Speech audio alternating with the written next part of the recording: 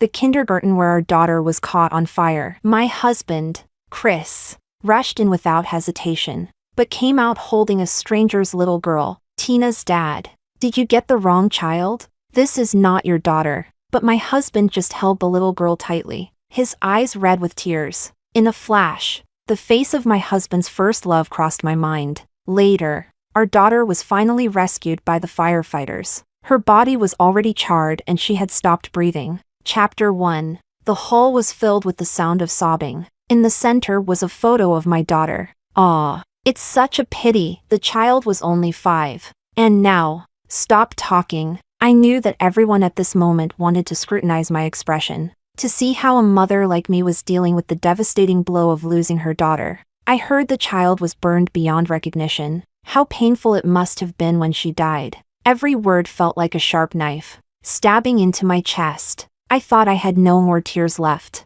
but hearing these words, my eyes blurred completely, and I struggled to stand upright. As for Chris, he knelt beside me, staring at our daughter's photo, his face devoid of expression, even more indifferent than the outsiders. I overheard someone whispering behind me, Chris never liked Dolores. Now that the child is gone, I think this high-profile marriage is over. Yeah.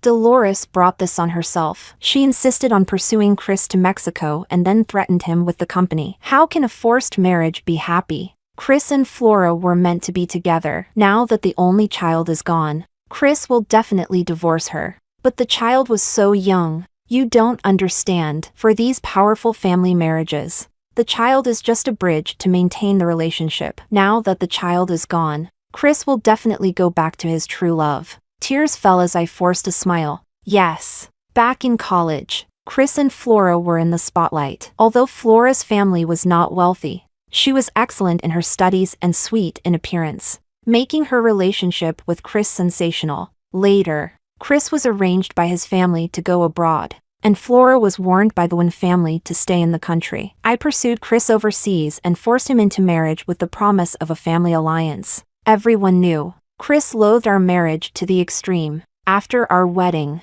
except for our wedding night, Chris was rarely around. I had to get information about him from Flora. At first, I was indignant and confronted Flora, but it was Chris who opened the door, looking down at me with an emotionless face. The marriage is done, and the Liu and Shin families are benefiting the most. What more do you want? Can you leave Ruji alone?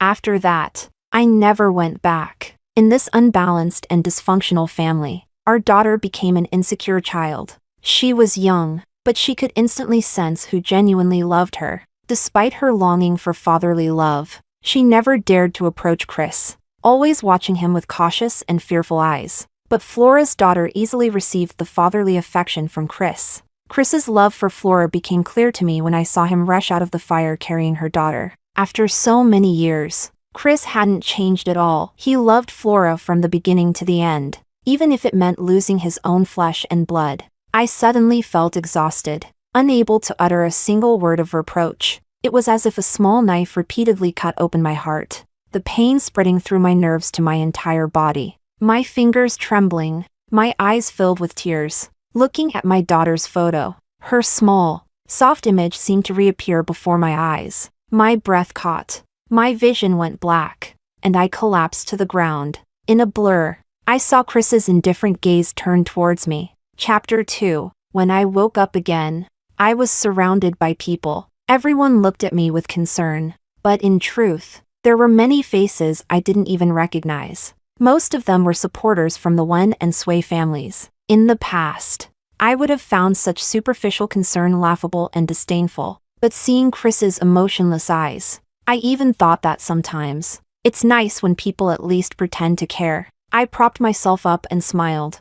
I'm fine. No need to worry. Chris's father and my parents were sitting together, their eyes filled with overflowing anxiety and sorrow. Later, only Chris and I were left in the room. Chris, have you ever felt any regret or guilt, thinking that if you had held our daughter instead? Chris looked up and tugged at his tie. Flora's daughter was closer to me. In that situation, I had to choose the safest option. I smiled. Is that so?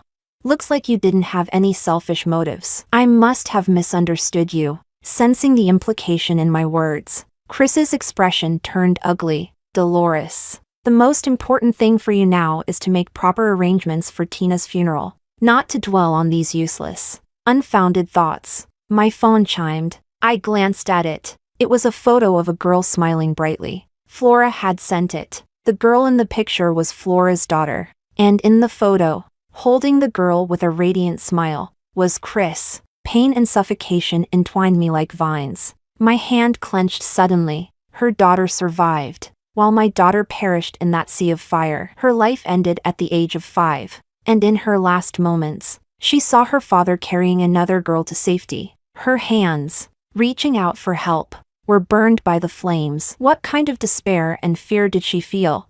Chris, Flora's daughter needs you too, right? You don't need to stay here with me, wasting your time. Chris frowned. Dolores, I've told you many times not to drag Ruji into our issues. Can't you speak properly? I pulled the blanket over myself, turning away from him. I am speaking properly. Please leave. I want to rest. I once longed for Chris's glance and words of comfort. Now, even though he sat by my bedside, I felt nothing but suffocation. Chapter 3. After Tina's funeral was handled, Chris's good friend Mateo came to see me. When I was with Chris, Mateo never liked me. Unlike his friendly demeanor with others, he always avoided me. Where I was, he wasn't. And where he was, I wasn't. But Tina was particularly fond of him after she was born, and Mateo was more patient with her than Chris ever was. Now that he came, it was likely to question me, and I didn't want to face him. If you have something to say, just say it. If it's to blame me, I don't want to hear it, and I don't need to. Mateo's eyes flickered. I'm not here to kick you when you're down. Tina was innocent. My dislike for you doesn't mean I'd hurt you this way. I know Chris didn't save our child. If anyone is to blame, it should be him, the father. I sat on the couch, turning my head to look out the window. Ever since Tina's death, hearing Chris's name made me feel suffocated with a heavy sense of powerlessness. All my past persistence for Chris had now become a joke, each memory silently mocking me. I just wanted to check how Tina's mother is doing. Mateo said softly. I looked up to meet his gaze. He added, also, as a concerned friend of Chris. I let out a laugh. Since that day, I hadn't seen Chris again, and now, it was his friend expressing concern on his behalf. No need. We're getting divorced. What's the point of holding on to such a marriage? I once thought that having a child would make Chris focus on our family. My daughter never felt the fatherly love others had. Now Tina is gone, and the pain of losing her made me fully realize how absurd this marriage was. A marriage that should have been supported by love lost its only son, leaving only a cold, collapsing ruin. Mateo's expression froze for a moment. Just then, the door opened. Chris's usually cold face showed a rare emotional shift. You want a divorce? He frowned. Who allowed you to make such a decision? Mateo and Chris exchanged glances. Chris's frown deepened, but he said nothing more and looked directly at me. If you get divorced, what happens to the alliance between the Liu and Su families? Isn't that what you wanted? Now you're saying you don't want it anymore? Interests? I never cared about those. Chris then answered his phone, speaking softly. Hold on. I need to get a document. You take Maddie around, and I'll pick you up later. While he spoke, his indifferent gaze remained on me. Maddie, Flora's daughter, is named Madeline. I forced a smile. Chris took the document and left, saying, Stop saying things you haven't thought through. Not thought through? Tina's death brought me a clear realization. Chris, all these years, I was wrong. Completely wrong. From now on, I won't cling to this anymore. Chapter 4. When Mateo left, he handed me a business card. I suggest you go see a doctor. Your current state is very concerning. Don't ignore mental health issues. This is a friend of mine, a reputable doctor. If you need, just give him a call. If it's inconvenient, you can call me too. I just want to look out for you for Tina's sake. Don't overthink it. I nodded and accepted the card. I majored in biology and minored in psychology in college. So how could I not recognize my own issues? I understand. Thank you. I couldn't save myself. Even attempting to save myself was excruciatingly painful. Since being with Chris, my depression and anxiety had worsened. A woman who places all her focus on her family derives most of her joy and pain from it too. The joy my daughter brought balanced me, allowing me to ignore the feelings of neglect and criticism. She often jumped into my arms, pleading cutely, "Mommy, I don't want to go to school," or she would hug me with her little arms, smiling, "Mommy, I missed you so much." But now that my daughter is gone, all I have left is a heart covered in dust, devoid of any hope. Chapter 5. After that, my best friend often stayed by my side. "Oh, come on. Stop looking at your phone and chat with me, will you?" My best friend Alina hugged my arm and snatched my phone, hiding it behind her. I smiled softly. I just wanted to look at Tina's photos. Alina's smile froze for a moment. She lowered her eyes and then hugged me tightly. "Dolly, Tina wouldn't want to see you like this. Life will get better. Don't make her sad." After seeing Alina off, I picked up my phone again. I knew there was probably some news I shouldn't see. It would likely be about the so-called scandals of the wealthy, exposing the death of an heiress, accompanied by comments from netizens piling on. As I scrolled through my daughter's photos, a headline from an entertainment news alert caught my eye. Hashtag heiress's death, when heir reunites with first love hashtag. Hashtag heiress's death, when heir finds new love hashtag. The accompanying picture showed two figures walking side by side, very close. Flora's hand was clutching Chris's sleeve, her head tilted up. Looking at him, I had expected that Chris would go back to Flora after our child was gone,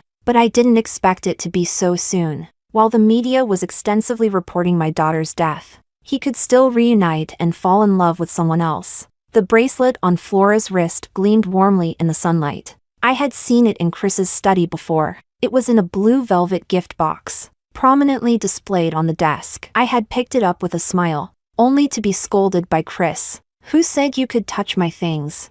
Dolores, how many times do I have to tell you why I married you? Don't you have anything else to do?"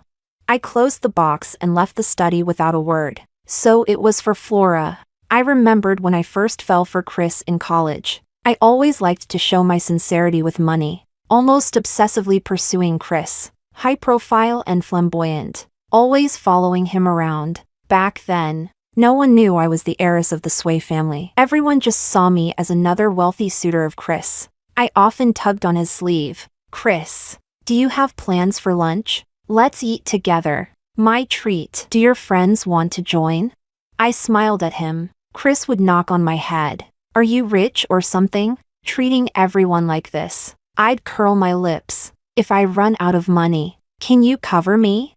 At that time, I thought Chris genuinely liked me, so I let my feelings grow wildly. Disregarding any rumors about Flora, I arrogantly didn't see any girl around him as a threat. Later, Chris's attitude toward me became more impatient and cold. "Dolores, you should spend more time on yourself. After all, you'll have to take over your family's company someday, right?" When a reporter exposed my identity, it caused quite a stir at school. I never thought Chris would use it as an excuse to avoid me. I smiled stiffly. "Take over what? Are you angry? I should have told you." But I was afraid it would create a distance between us. He coldly interrupted. "I don't care about that. What I mean is, don't follow me around anymore." As I was about to follow him, Flora linked her arm through his. Flora naturally clung to Chris. With her academic excellence, looks, and gentle demeanor, they truly matched. "See, I told you. Flora is the one. Dolores is too strong-willed for Chris." "Yeah, Flora and Chris have known each other for a long time, right? They're a great match. Dolores is too high and mighty. She's not suitable for someone like Chris from an ordinary background." I really thought it was my family that made Chris feel pressured. I explained myself endlessly, tried to please him in countless ways, but he remained cold towards me, until just before graduation. I met Chris at an auction within our social circle and realized he was actually quite wealthy. I never gave up on pursuing him. When I heard he and Flora would be separated, with him going to Mexico to study, I naturally pursued him relentlessly. I believed my sincerity could win his heart, or at least, Time would make him love me. In the end, I forced him into marriage with the lure of family benefits. Now, I should understand. Some things don't have a result just because you persist. My daughter's death woke me up. I picked up the phone and dialed. Lawyer White. Please draft a divorce agreement. Chapter 6. I moved out of the Wynn family home, taking all of my daughter's belongings with me. Just as I was about to leave, I ran into Chris. He was holding some documents and angrily grabbed my hand, slamming the door shut. Chris loosened his tie forcefully, looking down at me with a commanding gaze. He threw the documents on the table. What is this? Divorce?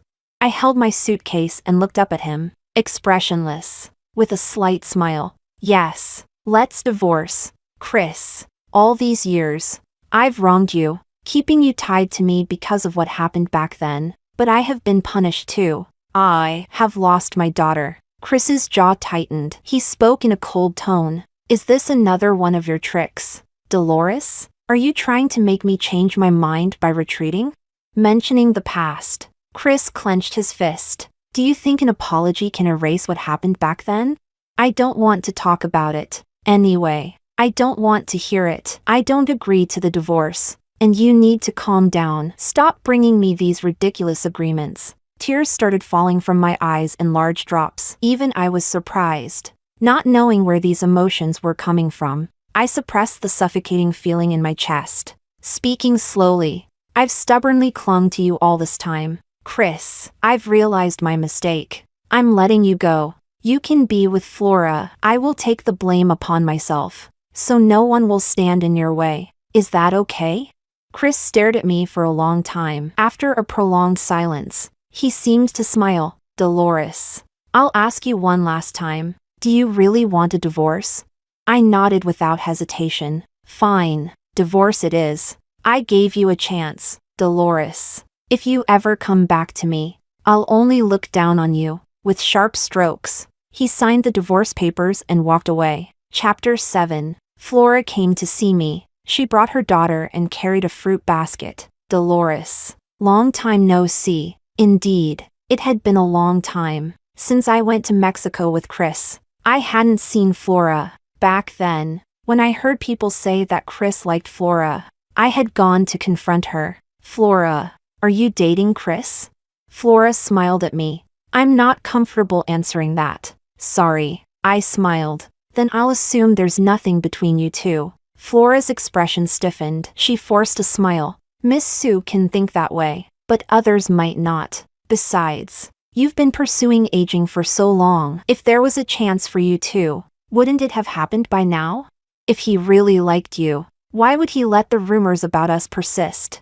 I pretended not to catch Flora's insinuation. It doesn't matter. As long as you're not together, I still have a chance. Looking back, I remembered my arrogance and confidence back then. Now, it felt like a joke. Flora seemed to have shed her previously thin and frail appearance. Now, she looked radiant and well-nourished, like a well-tended indoor flower. All these years, even after marrying me, Chris hadn't stopped caring for her. I had been thoroughly wrong. Dolores, I mean no harm. I came to advise you. I looked at her daughter's innocent face and felt a sharp pain. If my Tina were alive, she would be just as sweet and lovely. Just say what you want to say. Flora. Flora tucked her hair behind her ear. I know losing your child is painful, but Chris is suffering too. You kept him by your side for so many years. It's time to let him go. She stroked her daughter's head, almost as if provoking me. Don't you get it?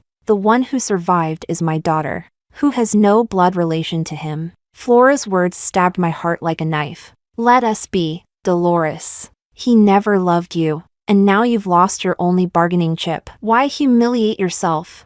I coldly replied. My child was never a bargaining chip. If you keep mentioning my daughter, I won't mind throwing you out. Flora's face changed color. Also, if you and Chris are so in love, why did you come here to ask me to leave? Flora clenched her fists, her face paling. But I won't delve into that. Chris and I will divorce soon. The papers are signed. You don't need to come to see me again. A smile finally appeared on her face. Watching Flora's departing figure, I let out a heavy sigh. I used to look down on her, But now, I felt like a clown in front of her. After all these years of fighting for Chris's love, I had to lose my daughter to realize how foolish it was to hold on to an impossible love. Chapter 8. After signing the divorce agreement with Chris, I immediately went abroad. I decided to settle down overseas. Coming with me was Mateo. I leaned against the railing, smoking heavily. The swirling smoke and the pain of coughing helped me forget my anguish. Why do you insist on following me? If you hate me, just say it directly. I don't have the strength to deal with you. Just leave me alone. Mateo looked at me quietly. He didn't speak for a long time. Finally, he seemed to murmur, "You know you're not okay, right? Why don't you see a doctor? Why did you leave your uncle and aunt and come here alone? What are you trying to do?" I smiled slightly. "What? Are you afraid I'll commit suicide?" Mateo's eyes filled with complex emotions, as if my words had touched a nerve. "Isn't that the case?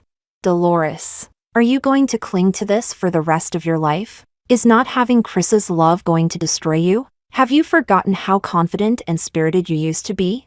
Are you going to spend your whole life stuck on the love of one man, on a family that's long been broken? Family, but in that family, where is my daughter? If I don't hold on, who else will remember my daughter?" I looked down and tiredly smoked. "Mateo, do you like me?" He stiffened, his jaw tight. Before he could answer, I continued. "When did you start liking me? In college? Or after the marriage? Do you think that now that I've been abandoned, laughed at by everyone in the circle, and lost my child, you can easily be the savior and be with me? That thought just makes me feel sick." These harsh words would certainly make the proud and vain Mateo leave. However, instead of hearing footsteps, I heard Mateo's clear, resigned voice. "I do like you, but I didn't know you were unhappy in your marriage. It was Tina. She said she hoped I could be her dad. That she rarely saw Chris at home but saw him picking up other kids at the kindergarten. Chris seldom came home, and your smile became less frequent." I was stunned. "Tina, my daughter was so young. I never thought she would connect my happiness with Chris. I always told her, Tina misses Daddy? Daddy will be back in a few days. Daddy is just on a business trip. How could he not like Tina? Daddy will take us to the amusement park, and we'll invite Tina's friends, okay?" My daughter would always hug my waist, leaning on me with utter dependence, softly saying, "Okay." Was such a young child comforting me? I covered my mouth with a trembling hand, tears instantly blurring my vision. "Tina." I collapsed to the ground, the pain I had briefly forgotten overwhelming me. The river water sparkled before me, but my mind was filled with my daughter's delicate face. The breeze and air seemed to turn into tiny knives, intensifying my agony. I broke down, sobbing uncontrollably, pounding my chest in despair. "My daughter, my Tina. Mommy is so sorry." Mateo held me in his arms, grasping my hands. "Hit me, Dolores. Don't cry, don't cry." Chapter 9. After returning home, while rummaging through my daughter's things, I accidentally found a letter I had written to Chris. Back then, when I was pursuing him, I tried every method and approach. I never did anything outrageous. I was always sincere and genuine. The letter had many pages, filled with my feelings for him, but later, the letter was returned to me, untouched. It was Flora who handed it to me. "Sorry, Dolores. Chris asked me to handle some trash for him, and when I saw your name on it, I thought I'd bring it to you." Prideful as I was, I couldn't stand Flora's mocking gaze. I grabbed the envelope and threw it into the trash can. "No need. If he doesn't like it, just throw it away." After she left, I cried for a long time alone, then sobbingly retrieved it from the trash can. I kept it until now, never opening it again. Reflecting on my past foolishness is a way to wake up, I suppose. I opened the envelope and read it all the way to the end, where I had written my closing line. "So, Chris, can I stay by your side?" I scoffed and was about to throw it away when I noticed familiar handwriting on the back of the last page. It was Chris's handwriting. It read, "Dolores, I will never like you. Don't hurt yourself. There's no need to waste your time on me." If I had seen that back then, would I have hesitated for a moment? Would it have prevented my current fate? I decided not to dwell on it. I took out my daughter's clothes and toys and placed them beside me. I couldn't find her favorite music box, likely left at the Wen's house. I was about to call Chris. Suddenly, a message popped up on WeChat. It was from Flora. In the photo, Flora's daughter and Chris were sitting face to face. Chris was smiling, and the girl was holding Tina's music box while Chris gently patted her head. Feeling a lump in my chest, I dialed Chris's number. Chris's clear voice came through the phone. I told you, Dolores. I'll only look down on you if you're trying to get back together with me. I interrupted Chris. Give me back my daughter's music box. What music box? The music box Flora's daughter is holding. Chris paused. It's just a music box. You took so many of Tina's things. This child likes it, so I let her play with it. I took a deep breath. That's my daughter's thing. Chris, you can't just give it away. You don't have the right. Fine. If you want it, come get it yourself. Chapter 10. I bought a ticket to return to the country the next day. Mateo insisted on coming with me. I felt irritated. Mateo, do you like me? I asked maliciously. When did you start liking me? In college. Or after the marriage? Do you think that now? Having been abandoned, laughed at by everyone in our circle, and having lost my child, you can easily be the savior. Seeing Mateo's increasingly strange expression, I froze. My mind was in turmoil, images replaying before my eyes. These words, I seemed to have said them exactly the same way before. Mateo grabbed my arm, his eyes overflowing with concern. Dolores. My fingertips trembled uncontrollably, but I couldn't remember when it had happened. I desperately tried to recall, but the fragments vanished, leaving a blank space. Tears slid down my cheeks, and Mateo held me tightly in his arms. We're going to the hospital. We're going now. Chapter 11. Dissociative amnesia and severe depression. I stared at the diagnosis slip for a long time. I tried to curl my lips into a mocking smile, but it felt as if I had no strength left. Mateo held my hand tightly, more anxious than I was. We'll get treatment, okay? Let's do it for Tina. A flicker of light appeared in my eyes as I recalled the times Mateo came to take Tina out to play. Uncle, can we ask Mommy to come with us? I want the three of us to go out and play. Mateo would usually glance at me without any emotion and then gently pinch Tina's cheek. Your mommy doesn't really want to go out. Uncle will take you, and we'll have even more fun, okay? Back then, I never delved into Mateo's gaze. Now that I think about it, it seemed the same as before. His eyes always carried a hint of probing, nervousness, and gentleness. I nodded. Okay. Chapter 12. Dissociative amnesia was worse than I thought. That day, it was raining. Mateo and I were out for a walk. The light drizzle turned into a downpour, and we took shelter under a pavilion. In a daze, I suddenly remembered something and grabbed Mateo's hand. It's all your fault. You insisted on taking me out, and I forgot to pick up Tina. Mateo's expression froze, his eyes trembling for a moment. Dolores, where are you going to pick up Tina? I frowned and shook him off. What do you mean where? I brought Tina to Germany to play, and left her with the Smiths. Don't you remember? Mateo tightly gripped my hand, his face contorted with pain. Dolores, you're sick. Tina is gone. What are you talking about? Mateo, you're the one who's sick.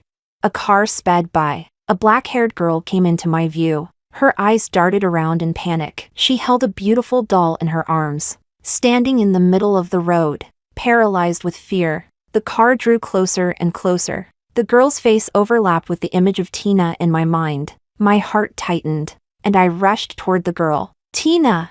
The car brushed past my arm, leaving a bloody wound on my elbow. The girl screamed and cried, and I finally saw her face clearly. She had an Asian face, but she wasn't Tina. The girl was quickly taken away by her parents. Mateo knelt beside me, his suit soaked through, his hair dripping wet. He held me tightly in his arms. His voice seemed to break. Dolly, Dolly, leaning against Mateo. I felt exhausted, placing my hand on his arm. I remember now. Tina is gone. Chapter 13. When I woke up again, I was lying in a hospital bed. I frowned and rubbed my forehead. I felt sore all over. The room was empty, but I could hear arguing outside the door. I threw back the covers, stood up, and walked closer. A familiar voice reached me. Mateo. What do you mean? Do I need your permission to see Dolores?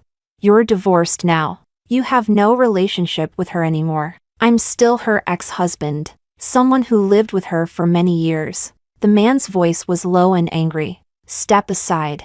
I don't want to argue about your relationship. I just need to know why she's in the hospital and how she's doing. Chris, you're marrying Flora, right? Do you think she wants to see you now?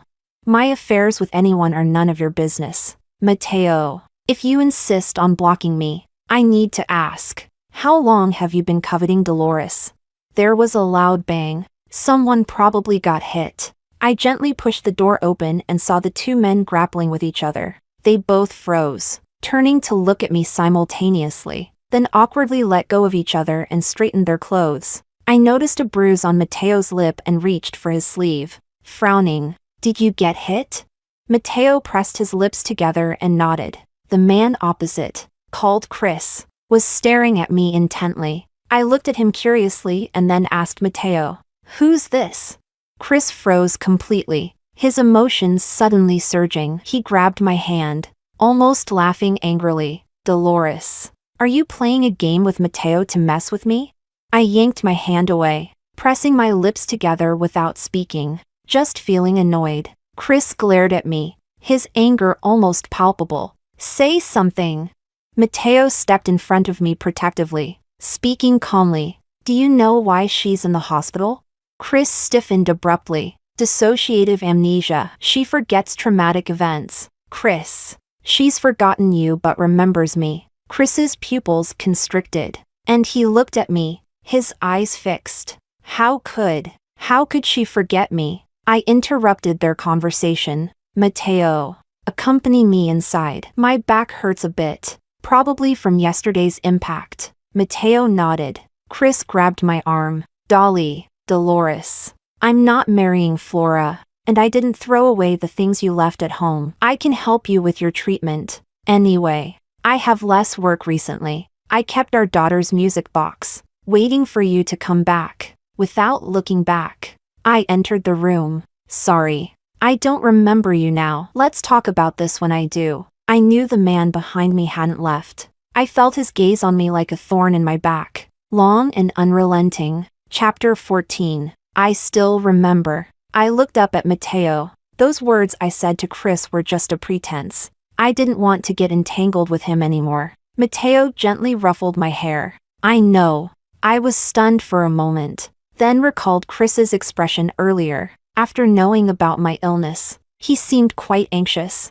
When we first got married, I would look forward to him coming home every day, but he was always spending time with Flora. I often pretended to be sick to trick him into coming back. All I got was, Dolores, just hold on. If you die at home, I'll just have someone carry your body out. Later, even if I was really sick, I wouldn't get a single concerned look from him. Only Tina would grasp my hand with her little fingers, pressing her soft cheek against mine, gently calling me mommy. Tears streamed down as I thought of Tina. All I felt was endless heartache and pain. What mother can live peacefully in the world after losing her daughter?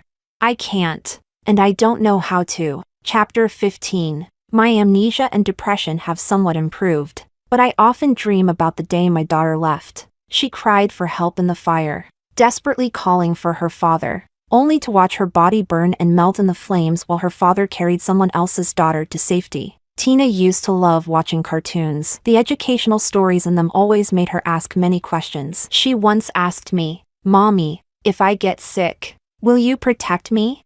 Our Tina won't get sick, but if you do, Mommy will definitely protect and take care of you. What about Daddy?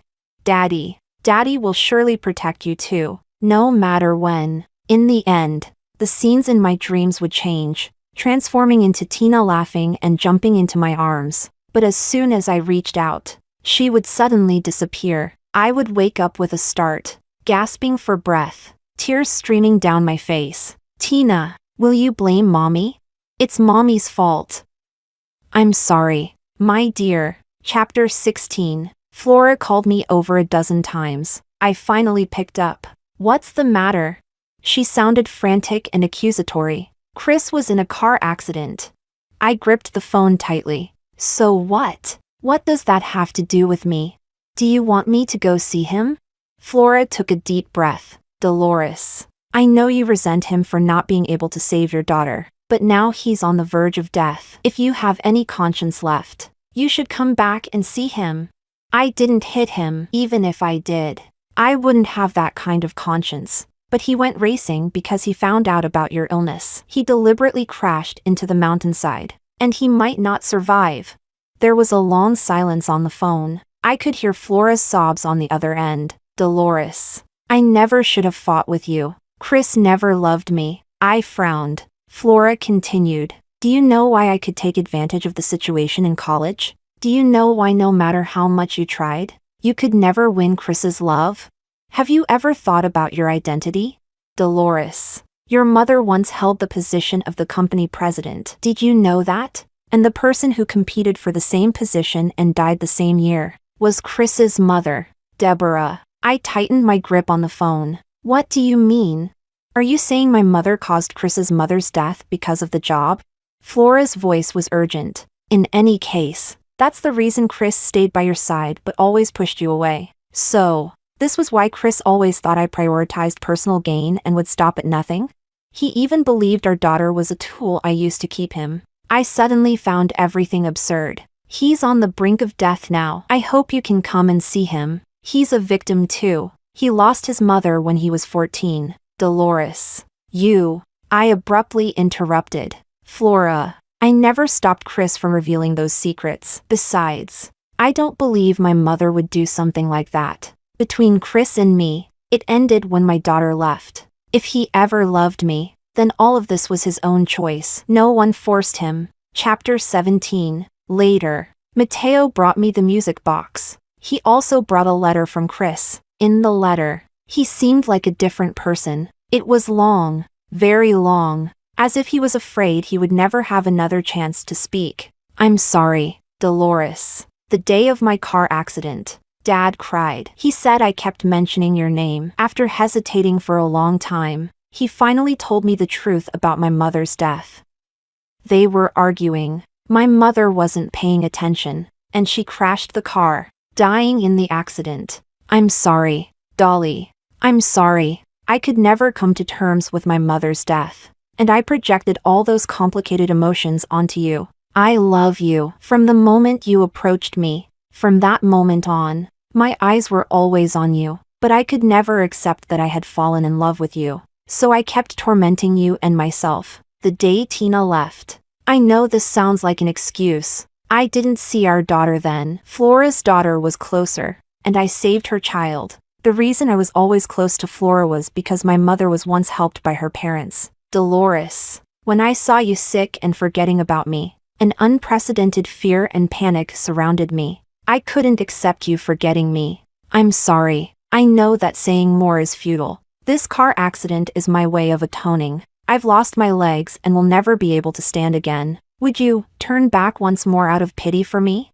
I folded the letter and placed it in Mateo's hand. Throw the letter away. No need to reply. Between Chris and me, maybe there was love, but now, I don't want to dwell on those feelings anymore. My obsession is long in the past. Chris's remorse and atonement have nothing to do with me anymore. I just want to live well. For my Tina. To live well. Chapter 18. I saw Chris again 3 years later. By then, my dissociative amnesia and depression had mostly healed. I was walking with Mateo in Cologne Square. Mateo was pushing a wheelchair. When our eyes met, Chris froze, staring at me without blinking. I held onto Mateo's arm, looking down at Chris without any emotion. Chris's hands were on his knees, gripping them tightly, his gaze a mix of evasion and insecurity. Yet he still spoke. Long time no see. I nodded. Long time no see. How have you been?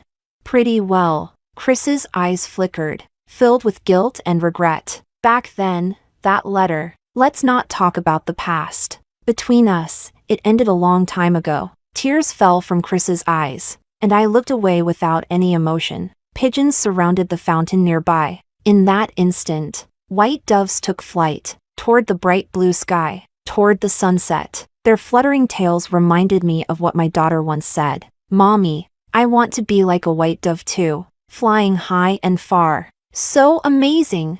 Mommy, you be the dove, Mommy. Let's fly far away together." Tina, Mommy is listening to you, flying toward freedom, toward the distance, higher and farther. In a certain moment, in an instant, at every choice I make, Tina seems to be by my side, always, in another way, by my side.